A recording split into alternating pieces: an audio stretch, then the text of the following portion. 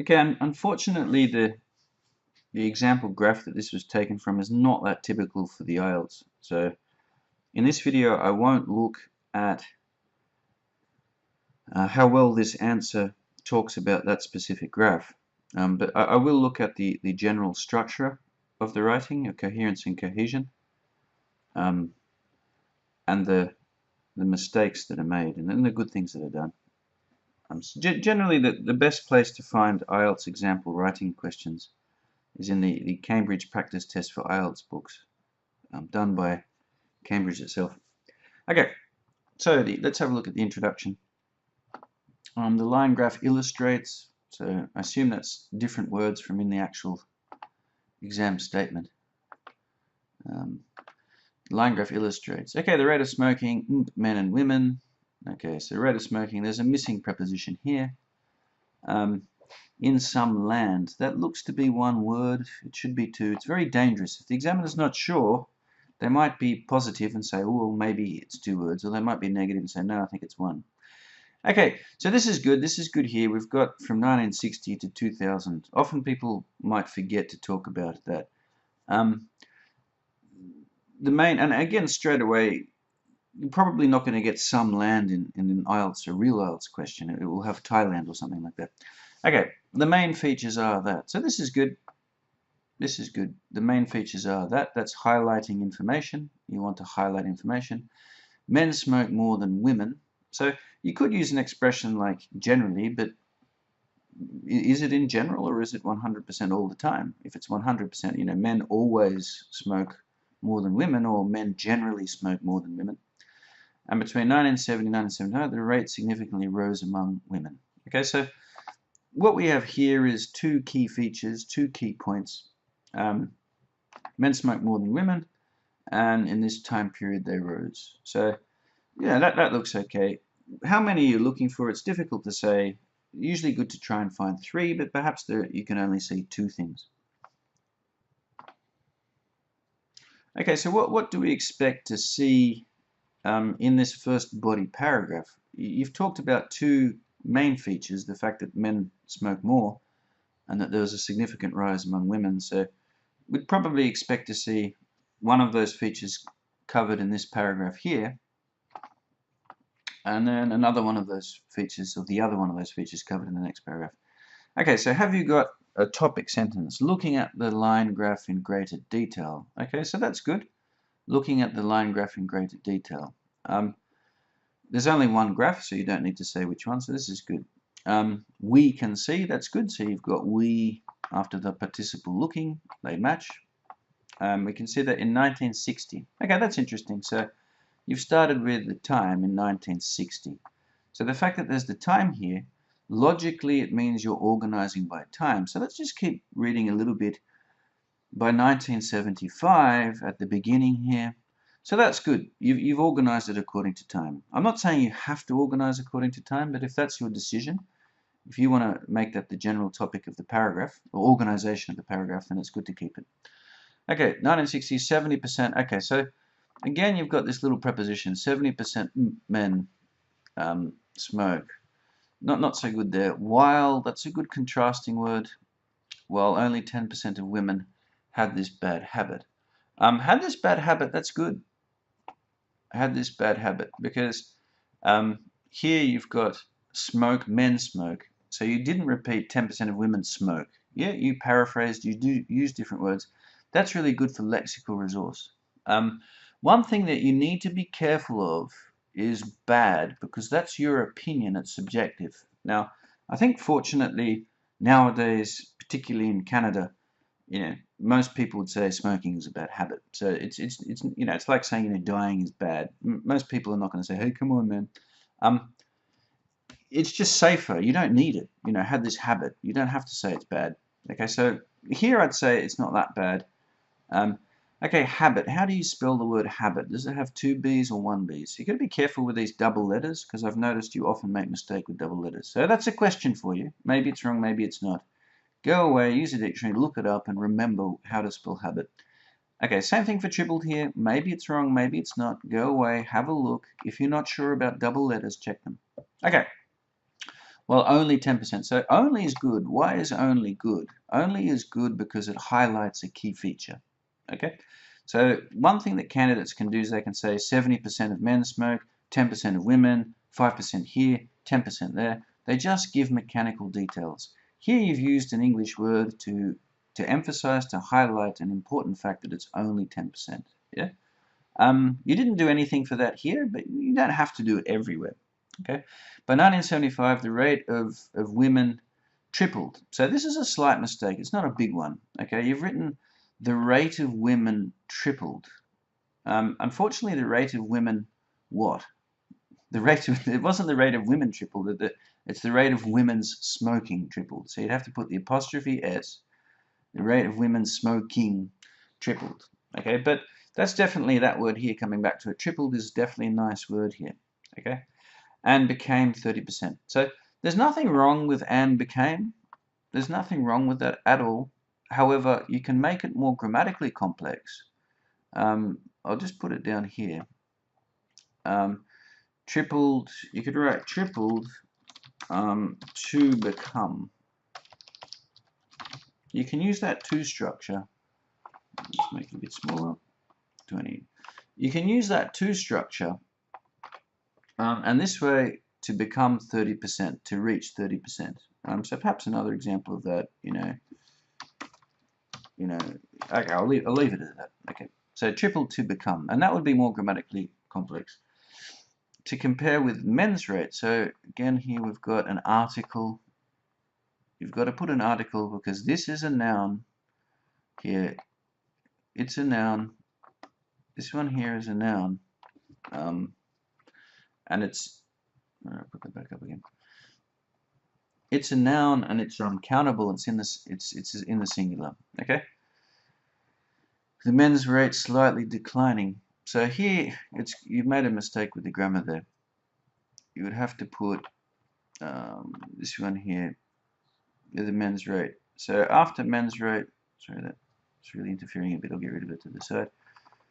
So after the men's rate here, men's rate, comma, and then you'd have to put which, because you can't use that participle.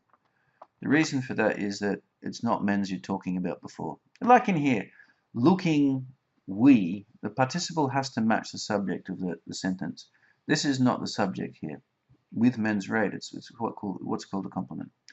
Okay, but definitely good language. Definitely good language there. You've got slightly declining.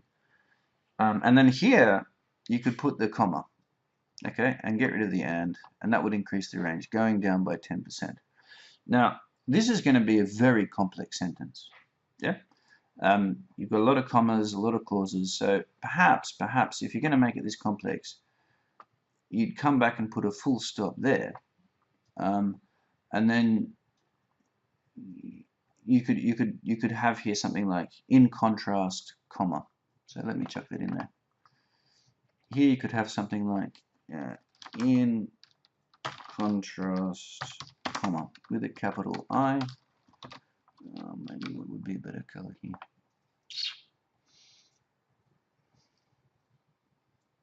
Maybe give that a blue. There we go. In contrast, and yeah, so you'd have a full stop there, and then in contrast. Yep, comma, the men's rate. So a new sentence. In contrast, the men rate slightly declined, comma, going down. Okay, but looking at the overall organization, it's clear that you've decided to do men's and women's together, and then do it according to time, which is fine. Sometimes it makes sense to do the men's and women's separately in different paragraphs. Sometimes it makes sense to do it according to time. If the key features are connected with time, then you could do it in that way. Okay, what was the central topic? You did have the 70% men, with men's rate slightly declining, going down by 10%. Don't forget the key feature here is that men's is always more. Going down by 10%, so just to make it even better, you could put like still, you could put here still more than the women's. I mean, you don't have to because you've got 30% and 10%. The question you need to ask yourself is, are those statistics close to each other and obvious to the reader, or do you need to highlight them? So here, they're fairly close. You probably don't need to highlight them. Yeah, it's fairly clear. But you have to ask yourself that question. Okay, looking at the second body paragraph, again we want a topic sentence. The first one was clearly organized around time. It would be very strange to change that. So hopefully the topic sentence here will be according to time during the period from 1970 and 1990. So that's good. That's good. That's clearly organizing this according to time again. There is a mistake with and because you got from 1 year, another one. And also that's not 100% clear as an 8. Be careful of that. Okay. Again, you've forgotten an article here, rate of smoking women. So that's good, the rate of smoking women. You've paraphrased that again. You've used different words. You've done a very good job with the paraphrasing. Insignificantly changed. Look, I don't know. Is that grammatically correct? Maybe it's possible. Usually would say changed insignificantly. Okay, we'd usually chuck it there. Changed insignificantly. Okay, when it comes to putting this little bit of information, less than 1%, then it's a very good idea, especially in the second paragraph, you just put brackets around it to give in that little bit there. You had the comma there, which is good. Okay, again you've gone with while. So that's an excellent linking word. Perhaps I can do that in a different color, let's say. Yeah, we can do like organization and highlighting in blue. Did you use while? But unfortunately, use while again here. Okay, so it is a bit of repetition. So don't forget there is a synonym for while. Here you could use something like whereas. That doesn't look like one word because of the size. Yeah, whereas. Yeah, whereas men were giving up smoking 10% per 15 year. Okay, I mean, this one here, I think you've made the idea. Overall, men were giving up smoking. First of all, it's very dangerous to use past continuous. It's very dangerous. It's probably best to avoid past continuous in part 1. Men gave up smoking. And then 10% per 15 year. I think it would be better here to approach it from a statistical point of view rather than the factual, men were giving up. That's describing the process. You could say the amount of men smoking decreased 10% every 15 years. So the rate became just 40%. Okay. So, I mean, that's not bad. The rate became just 40%, but it would be better to write something like, I'll put it in here. Maybe scroll down. No. Okay. I don't know how this is going to look. We'll see. So the amount of men smoking decreased 15%. Decreased. I can't remember the statistic. What was it? 10%? I'll just put 10%. 10% every 15 years. Okay, so something like that. Amount of men smoking decreased 10% every 15 years. So the rate became just 40. Okay, so again, that's a nice one. Just, it's emphasizing, highlighting, I should say, that it's just 40. However, if we go back up, what was the word? Yeah, you used only before and just here, so that's good. The rate became just 40. The problem is you don't have the year. Okay, so that is a bit of a big problem because it's something that people typically forget the further down they go. Like, became just 40% in which year? Now, you do have something like every 15 years, so maybe I can go back and do the addition, maybe I can do the adding up myself, but that's not a good idea. It's making it difficult for the reader. Don't forget, pretend that the reader is a boss. Yeah, the boss wants to pick this up, get a very clear picture without having to look at anything. And then finally by 2000, so I can't even guess it's the last year. Okay, but coming back to this point here, finally, that's good organization. By 2000, women and men's rates. Okay, women and men rates. Yeah, so you can't say men rates. What you can say, you could either say women's rates or you could use the adjective female and male rates. So you could use female and male. That would be okay. You could use female and male, no problem. Or you could use the possessive women's and men's rates. Reach the same point of 25%. Okay, so this is good language. Reached the same point. In terms of the vocabulary you're using, this is good. You've got a variety of vocabulary, no spelling mistakes. So it does seem like you're pushing up towards a 7 for lexical resource in this one. Maybe there was a spelling mistake, it tripled in habit. Go away and look at that. But you've paraphrased quite well, significantly rose. Yeah, so you're pushing up towards a 7 with the lexical resource. But there seems to be a big problem with how you answer the question in this last one, because you said, and this is a big one, how you answer the question. I put it in black.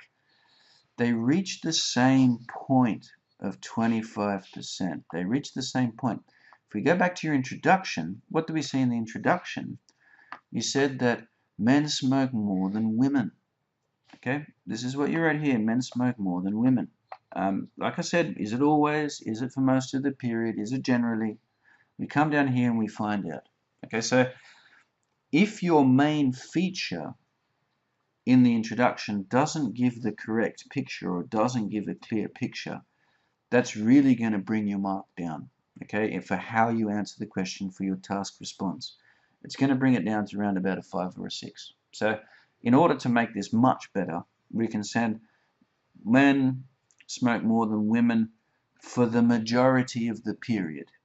Yeah, and between 1970 and 1979, the rate significantly rose. Yeah. Okay. Well, that's it. Maybe as a summary of the marks there. Well, because of that factual, well, lack of clarity, it wasn't 100% clear. That means that, yeah, you're probably looking at well, we can't see the graph. I don't want to look at the graph. It's not a good IELTS graph. But that in your own writing, you have a contradiction. So that's going to maximum 6. Maybe it might even be a 5. Yep. Organization. I love the organization. It was well done. You organize the paragraphs according to time. Again, you don't have to do that. Maybe in a different one, it makes more sense to look at men by themselves and women by themselves. Remember that one about while, whereas, in order not to repeat. One of the sentences there in the first body paragraph, the one down here, it got a little bit convoluted, it got a little bit strange. That interrupts the flow a little bit. But, I'd say 6 definitely for the organization, that coherence and cohesion. The examiner might give you a 7. In order to, you'd have that sentence there a little bit clearer, using the punctuation and new sentences, basically. Yeah, and then don't repeat while, use while, whereas. I think you're looking there at a 7. It was organized quite well. Lexical resource, yep, probably a 7 there. Just the one spelling mistake that I saw. Some good language there, significantly rose.